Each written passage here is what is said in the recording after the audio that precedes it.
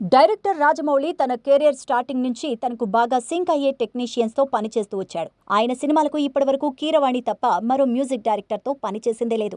Cinematography విషయంలో కూడా రాజమౌళి ఎన్నో జాగ్రత్తలు తీసుకుంటుంటాడు.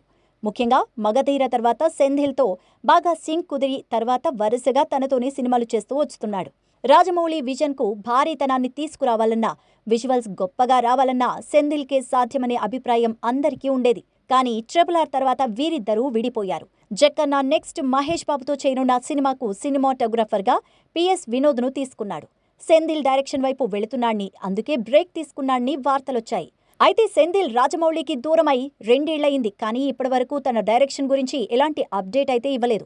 మరోవైపు సెంధిల్ నిఖిల్ స్వయంభూ సినిమాకు కూడా వర్క్ చేస్తున్నాడు. అయితే రీసెంట్గా సెంధిల్ దీనిపై మాట్లాడుతూ తాను మంచి ఛాన్స్ వస్తే ఏ సినిమాకైనా వర్క్ చేస్తానని, రాజమౌళి నెక్స్ట్ మూవీకి తను పనిచేయడం లేదని చెప్పారు. అలా అని రాజమౌళికి తనకు మధ్య ఏమీ చెడు లేదని, వారి మధ్య ఇప్పటికీ మంచి అనుబంధమే ఉందని, తన సినిమాలోకి ఎవరిని తీసుకోవాలన్నది పూర్తిగా డైరెక్టర్ చాయిస్ అంటూ సెంధిల్ చెప్పుకొచ్చారు.